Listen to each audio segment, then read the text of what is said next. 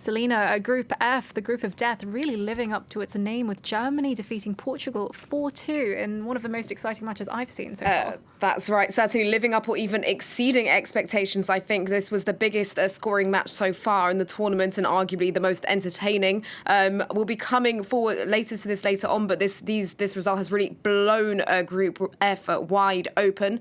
Portugal started strongly. Cristiano Ronaldo put them ahead in the 15th minute, but continuing there, his record-breaking record-breaking goal scoring. He scored 12 European goals in his career. But the Portuguese defence was then completely unravelled by the Germans. They let in 2 own goals just before the break, just in the space of 5 minutes. Robin Gosens, then set up Kai Havertz for a tap-in for the third.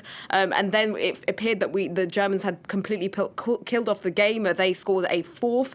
Portugal did manage to pull one back, but they failed to really mount a comeback this evening.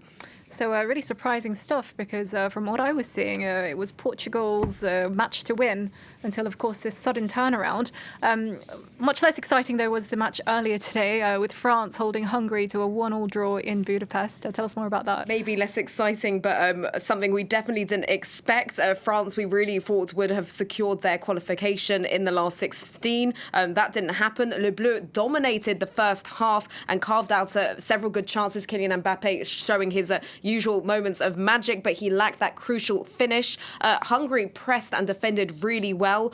The World Cup champions were controlling the game, but it was them who were left shell-shocked just before the break when Hungary went against all odds, scoring just before half-time thanks to right-back Alita Fiola, who held off the French defence and produced a really superb finish. And perhaps in the moment of the tournament so far, that was met by a humongous roar in the stadium in Budapest. It's obviously the only stadium in this competition which is at full capacity with 60,000 fans.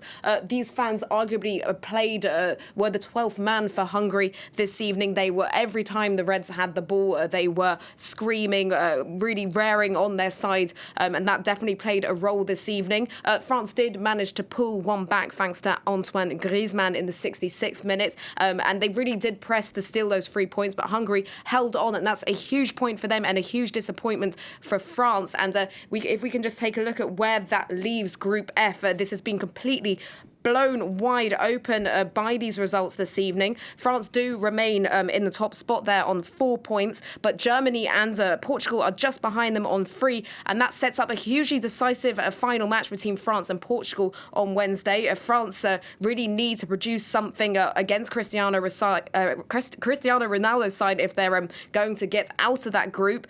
Germany probably have the more favourable fixture. They are facing Hungary, but we shouldn't rule out the Hungarians after what happened this evening. So it's all still to play for. There are still 4